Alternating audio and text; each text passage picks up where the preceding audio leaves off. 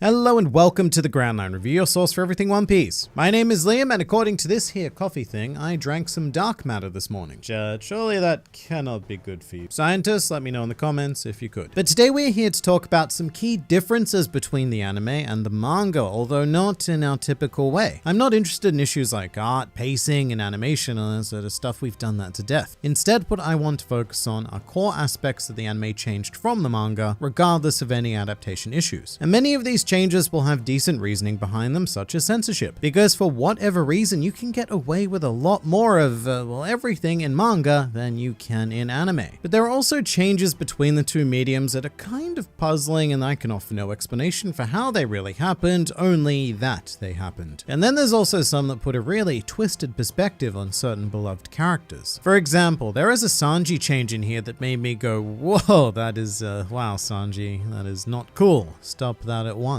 Which we will get to, but it's all going to begin with a quick round of why was that dog censored? A very simple minigame, the rules of which are as follows. Here we find 3 dogs of One Piece. 2 of these adorable pooches have had to be censored in the anime for some reason, but it is going to be your job to guess which dog was not censored. Now, should you guess incorrectly, then your punishment will be to subscribe to the Ground Line Review, thus resulting in consistent injections of One Piece culture administered directly into your dinner bowl. And if you are correct, you will have to pat all 3 dogs until they say stop, which will be never. So which doggo will it be? Holy, Zoro, or the lovable Choo Choo? Make your choice now and we shall reveal the answer in 3, 2, 1, and bam, it was Holy, who used his divine doggo skills to escape any form of censorship in the anime. So if you guessed incorrectly, then you know the thing to do, and please do say hi in the comments below if you are a new member of the Grand Fleet. Welcome. Of course, that does mean that Choo Choo and Zoro did have changes made to them, and one of them was a bit more extreme than the other. In terms of Choo Choo, there's a scene in chapter 12 of the manga where Luffy pokes him in the eyes because he isn't sure if Choo Choo is real, and even if he is real, whether or not he's alive or dead. Either way, it looks like it hurts, and Choo Choo responds rather appropriately by biting Luffy's rubber face thing. Now, I imagine that Toei did not want to promote poking various dogs in the eye, so instead they had Luffy target Choo Choo's head. And while Zoro may still look shocked at the results, he's not one to judge. Because in the case of Zoro, who is, I've just realized, is shockingly close to being named Zoro, but in the case of Zoro actually killed Helmeppo's prized wolf in the manga with his ever so sharp sword blades. The anime, however, did once again see the potential problem with animal cruelty here, and instead they had Zoro throw a stool at him, which is still bad, but it was a fairly rabid wolf, so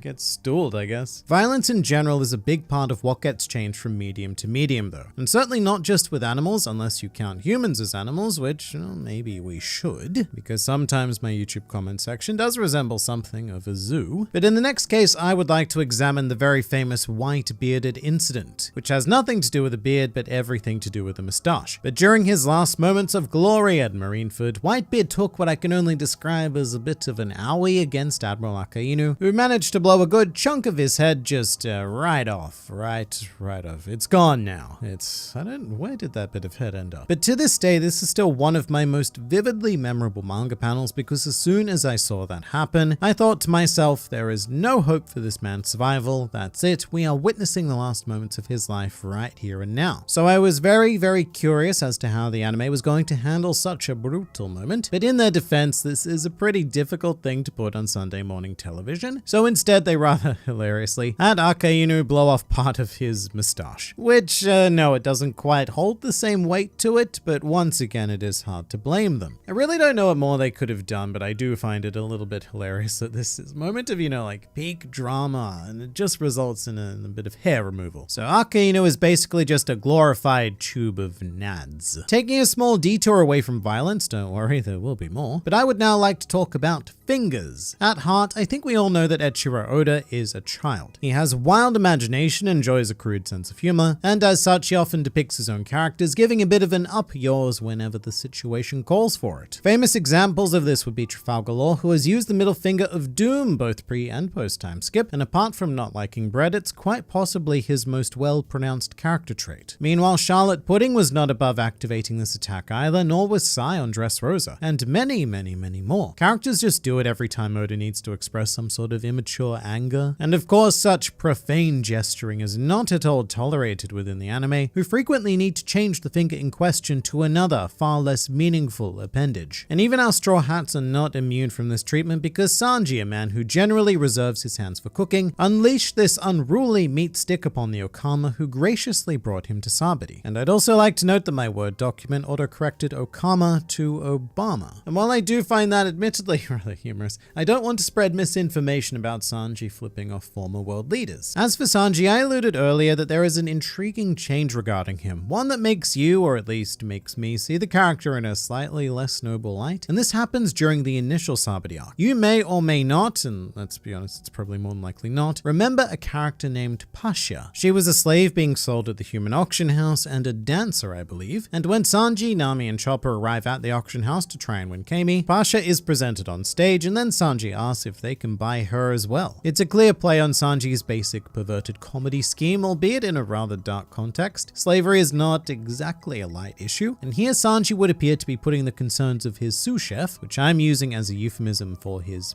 penis, ahead of the concerns for basic human life. And the anime did realize this because they changed Sanji's dialogue quite significantly. And so instead of becoming a drooling oaf, he expresses pure fury at the concept of people treating a lady in this way. He also does not ask to buy her, so he comes off as significantly more noble in the anime incarnation. Although the weird duality of Sanji's character is that both portrayals do make sense. He heavily objectifies and obsesses over the mere sight of any woman or woman-related thing, but he does also have a strong code of chivalry, so I really could see him doing either. I just find it interesting that the anime writers thought to themselves, maybe we should, not have one of our major heroes make light of such a serious issue. Just maybe. And Sanji, this man, he's actually been subject to quite a few changes during the lifespan of the anime. And fun fact, in chapter 68, it is revealed why Sanji started smoking. He did it so that he could become more of an adult, or in his own words, become a man. And even though Japan is a lot more lax on smoking in media, they still recognized it as probably not the greatest of ideas to show a 10-year-old smoking, and not only smoking, but doing it for positive character development reasons. So this scene is omitted entirely. And I suppose, according to anime canon, Sanji began smoking at the age of 20, which is the legal age in Japan. Except, oh no, Sanji's only 19 years old when we start the series.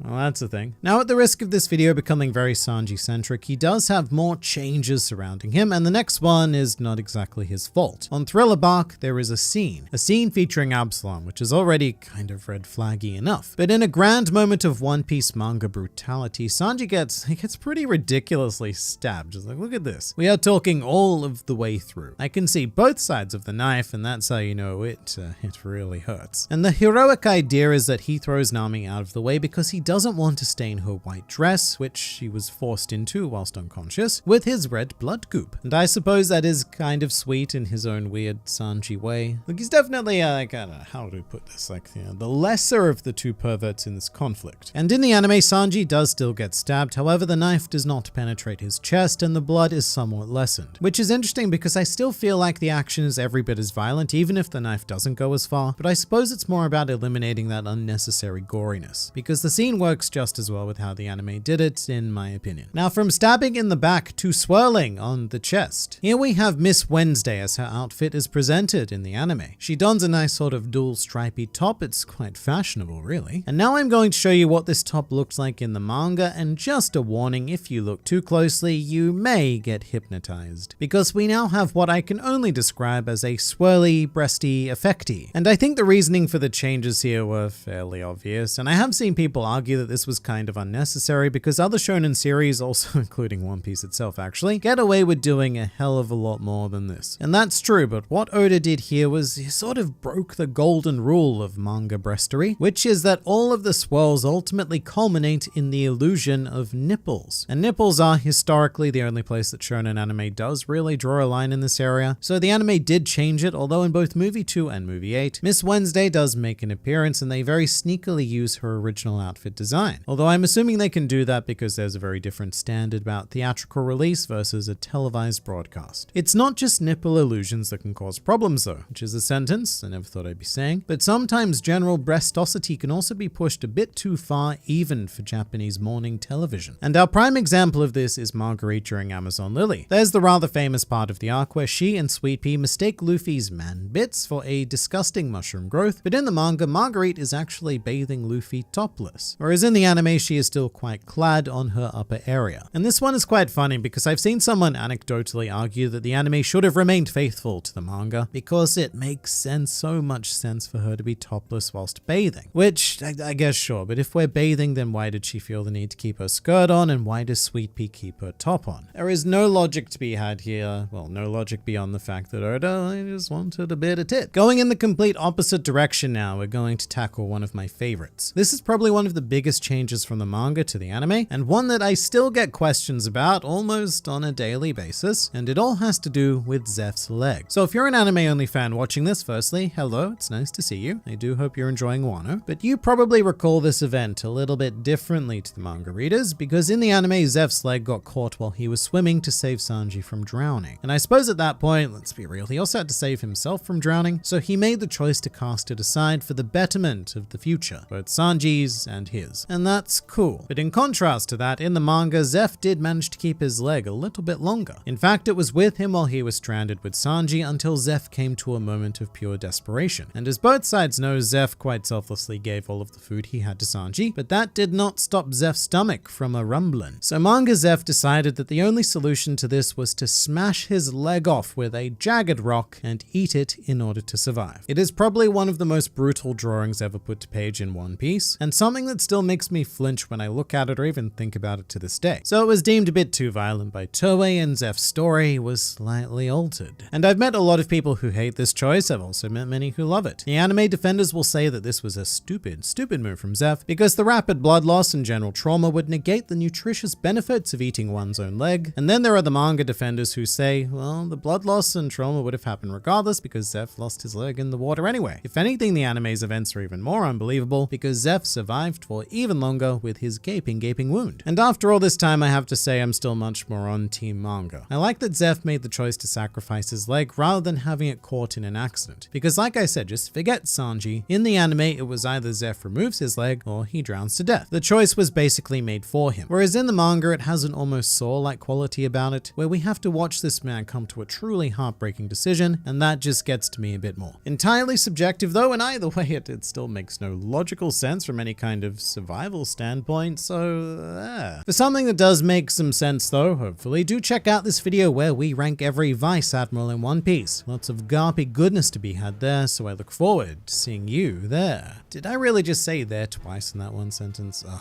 should not have done that, but I'm not re-recording it, so I'll see you there, whatever.